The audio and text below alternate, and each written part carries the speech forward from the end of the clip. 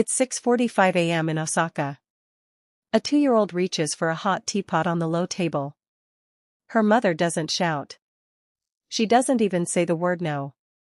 Instead, she simply says, "Atsui yo, that's hot," and gently moves the child's hand away, guiding it toward a cool cup instead.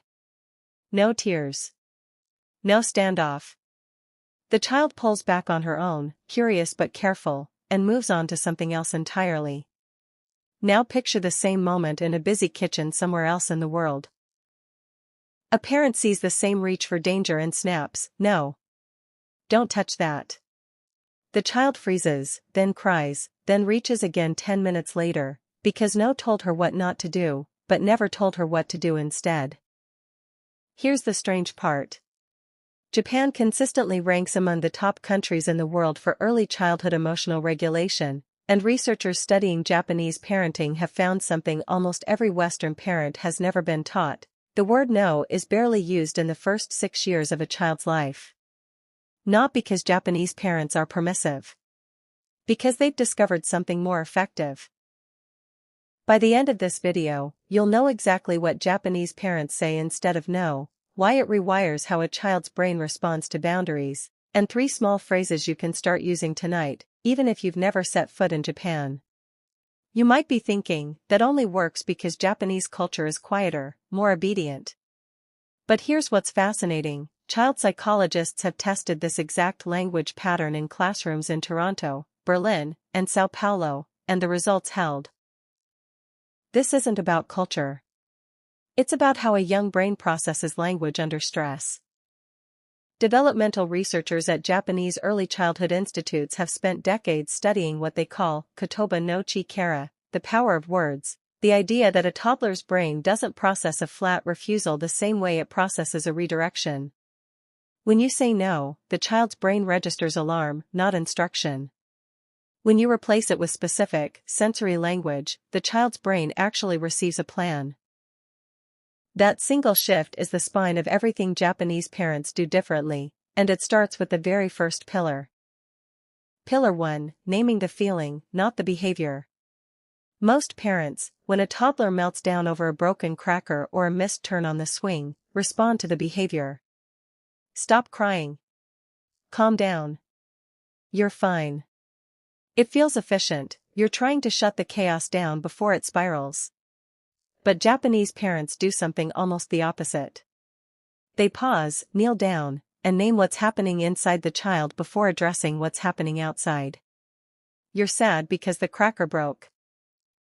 You're frustrated because you wanted another turn. No correction yet. Just recognition. Here's the mechanism behind it. A toddler's prefrontal cortex, the part of the brain responsible for self-control and reasoning, is barely online. It won't be fully developed for another 2 decades. But the emotional centers of the brain, the amygdala especially, are already fully active and easily overwhelmed. When a child is mid-meltdown, they are not being difficult. They are neurologically flooded, and no amount of logic can reach them in that state. Naming the emotion out loud does something remarkable. It activates the brain's language centers, which research in effective neuroscience has shown can literally calm the amygdala's alarm response. Psychologists call this affect labeling, and Japanese parenting has been doing it instinctively for generations, long before the term existed in a lab. Now here's the failure loop most parents fall into without realizing it. You say stop crying or calm down, and in the short term, it sometimes works, the child goes quiet, startled into silence. It feels like a win.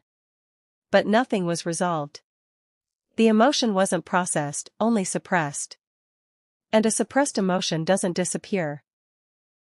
It resurfaces later as a bigger meltdown, a harder time falling asleep, or a child who grows into an adult who can't identify what they're feeling in the first place. You didn't calm the storm. You just muted the sound of it. This is why Japanese parents don't rush to fix the feeling. They sit inside it with the child for a few seconds first. And that leads to the reframing line worth remembering: you cannot talk a child out of a feeling you haven't first let them have. That's the first pillar. Say continue for the second one. Pillar 2, offering the path, not the prohibition. This is where no actually gets replaced. Most parents, when a child is about to do something unsafe or unwanted, lead with restriction. No jumping on the couch. No touching that. No running inside. It feels like the fastest way to stop the behavior, and in the moment, it often does. But it leaves the child with a gap. You've told them what's forbidden, but not what's allowed. And a toddler's brain, still wiring itself for cause and effect, doesn't hold on to negatives well. Studies on early language processing have found that young children often drop the don't or no entirely and just remember the action, jump on the couch, because the brain processes vivid verbs faster than it processes negation. Japanese parents work around this almost automatically. Instead of no jumping on the couch, it becomes jumping happens on the floor. Instead of don't touch, it's gentle hands, like this, paired with a demonstration. The prohibition disappears, and in its place is a doorway.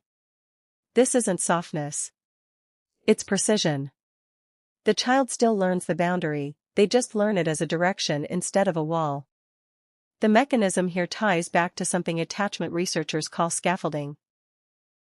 Building a structure a child can act within, rather than simply blocking the structure they were about to build themselves. A no ends the interaction. A redirection continues it, and continuation is where learning actually happens. The failure loop is familiar to almost every parent. You say no repeatedly, all day, to the same behaviors, and it stops landing. The child hears it so often it becomes background noise, a word with no weight left. Parents then raise their voice to restore the word's power, and the cycle escalates, louder no, more numb child, louder still. Meanwhile the child never actually learned what to do instead. Only that a louder voice means genuine danger, which means the quiet, calm no now means almost nothing at all.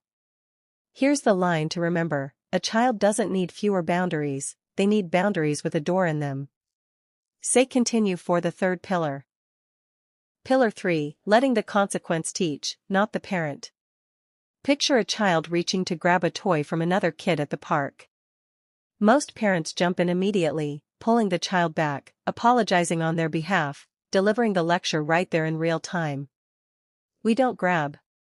Say sorry. It feels responsible. It feels like good parenting in action. But it also means the parent is doing all the moral work, while the child simply stands there, absorbing a scolding rather than an experience.